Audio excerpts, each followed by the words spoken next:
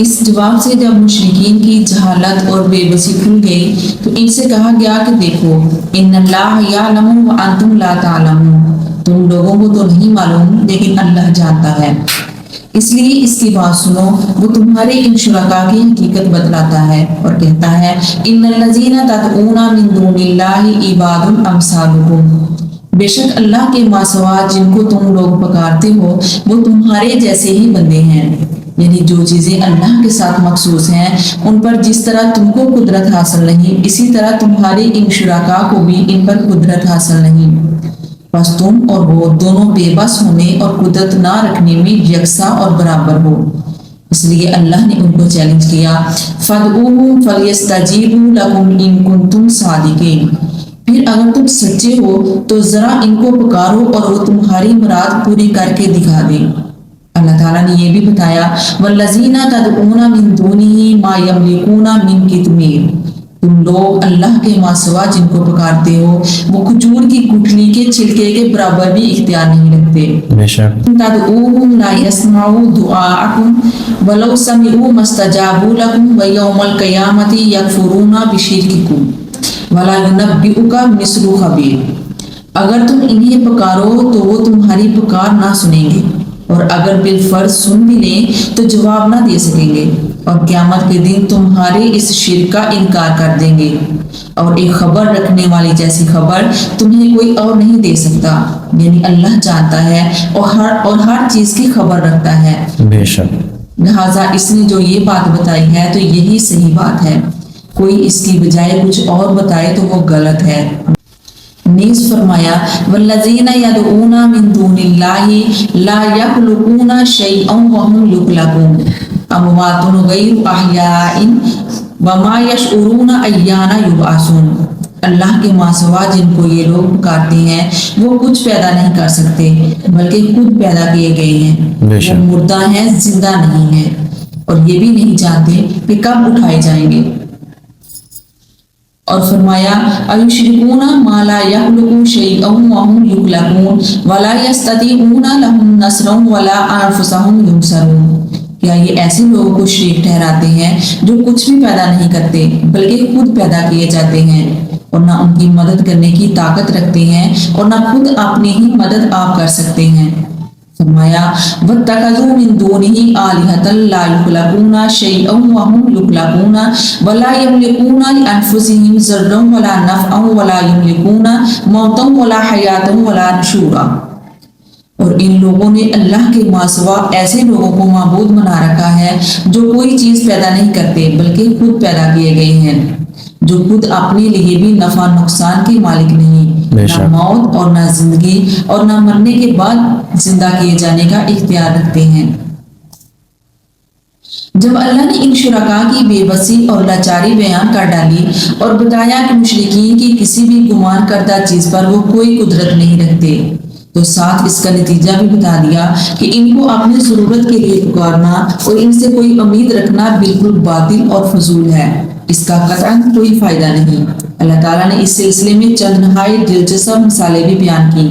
ایک جگہ فرمایا والذین یدعون من دونہ ولا یستجیبون لہم بشیء الا کباسط کفیہ الا الماء لیبلغ فاہ وما هو ببالغہ وما دعاء الکافرین الا فی ضلال، اور یہ لوگ اللہ کے ماں سوا جن کو پکارتے ہیں وہ ان کی پکار کا قطعاً کوئی جواب نہیں دے سکتے، مگر جیسے کوئی شخص پانی کی طرح اپنی دونوں ہتھیلیاں پھیلا دے وہ پانی اس کے منہ میں آ جائے حالانکہ وہ منہ میں آ ہی نہیں سکتا۔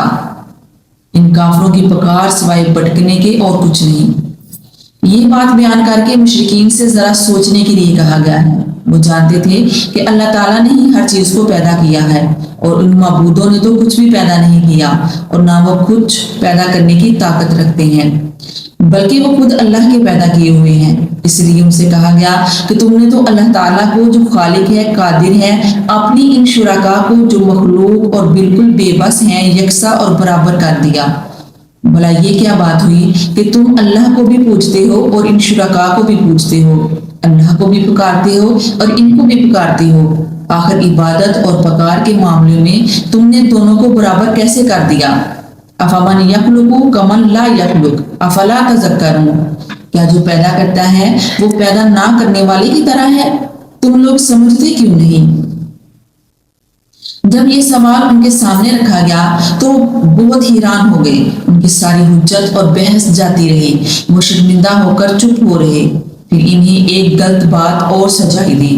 وہ کہنے لگے دیکھو ہمارے باپ دادا سارے انسانوں سے زیادہ عقل مند تھے.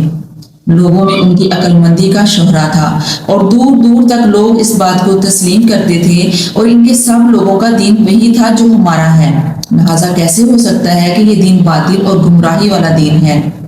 خود نبی کریم صلی اللہ علیہ وسلم کے باپ دادا اور مسلمانوں کے باپ دادا بھی اسی دین پر تھے. اس کا جواب یہ دیا گیا کہ وہ لوگ جو ہدایت پر نہ تھے کیونکہ انہوں نے حق کا راستہ پہچانا اور نہ اس کو اختیار کیا، جس کے نتیجے میں وہ گمراہ ہو گئے کیونکہ وہ کچھ سمجھتے نہ تھے. اس کا جواب یہ دیا گیا کہ وہ لوگ ہدایت پر نہ تھے کیونکہ انہوں نے حق کا راستہ پہچانا نہ اس کو اختیار کیا، جس کے نتیجے میں وہ گمراہ ہو گئے کیونکہ وہ کچھ سمجھتے نہ تھے. یہ مطلب کبھی اشاروں کنایوں میں بیان کر دیا جاتا اور کبھی کھلا کہہ دیا جاتا. جیسے اللہ تعالیٰ نے فرمایا انہم الفوا آباءہم ضالین فہم علی آثارہم یہرعون. انہوں نے اپنے باپ دادا کو گمراہ پایا اور خود بھی انہی کے نقش قدم پر دوڑے جا رہے ہیں. اسی کے ساتھ ایک بات یہ بھی چل رہی تھی کہ مشرکین نبی کریم صلی اللہ علیہ وسلم اور مسلمانوں کو اپنے خداؤں سے ڈرایا کرتے تھے. کہتے تھے تم لوگ ہمارے معبودوں کو بے بس کہہ کر ان کی شان میں گستاخی کر رہے ہو، لہذا بہت جلد ان کا غضب تم پر نازل ہوگا اور وہ آپ کو قیمتی بنا کر رکھ دیں گے. یہ دھمکی ٹھیک ویسے ہی تھی جیسے پچھلے لوگ اپنے نبیوں کو دیا کرتے تھے. اِنَّا نَقُولُ إِلَّا اتَّبَعَكَ بَعْضُ آلِهَتِنَا بِسُوءٍ.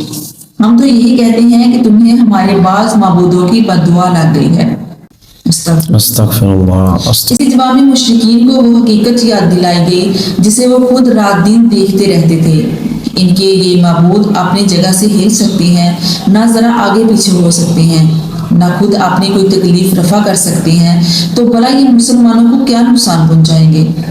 کیا ان کے پاؤں ہیں جن سے یہ چل سکتے ہیں، یا ہاتھ ہیں جن سے پکڑ سکتے ہیں، یا آنکھیں ہیں جن سے دیکھ سکتے ہیں، یا کان ہیں جن سے سن سکتے ہیں؟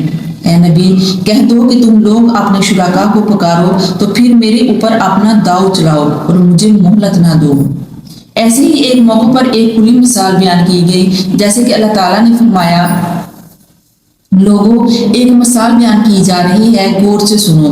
اللہ کے سوا جن کو تم پکارتے ہو وہ تو کسی طرح ایک مکھی بھی پیدا نہیں کر سکتے، وہ اس کے لیے سب کے سب جمع ہو جائیں، اور اگر مکھی ان سے کچھ چھین لے تو وہ چھڑا بھی نہیں سکتے. بے شک طالب و مطلوب دونوں کمزور ہیں. اور فرمایا گیا مثل الذین اتخذوا من دون اللہ اولیاء کمثل العنکبوت اتخذت بیتا وان اوہن البیوت لبیت العنکبوت لو کانوا یعلمون. ان لوگوں کی مثال جنہوں نے اللہ کے ماں سوا کو اولیاء بنا لیا ہے اس مکڑی جیسی ہے جس نے گھر بنایا، اور یقیناً سب سے کمزور گھر مکڑی کا گھر ہے، کاش یہ لوگ جانتے. بے شک بے شک. بہرحال جب بحث و حجت سے کام بنتا نظر نہ آیا تو مشرکین نے طے کیا کہ اسلام کی دعوت کو بزور طاقت کچل دیں اور لوگوں کو اللہ کے راستے سے روک دیں. چنانچہ بڑے لوگوں اور قبائل کے سرداروں نے اپنے اپنے قبیلے کے مسلمانوں کو اذیتیں دینا شروع کی، اور ان کا ایک وفد ابو طالب کے پاس آیا کہ وہ رسول اللہ صلی اللہ علیہ وسلم کو اسلام کی تبلیغ سے منع کرتے.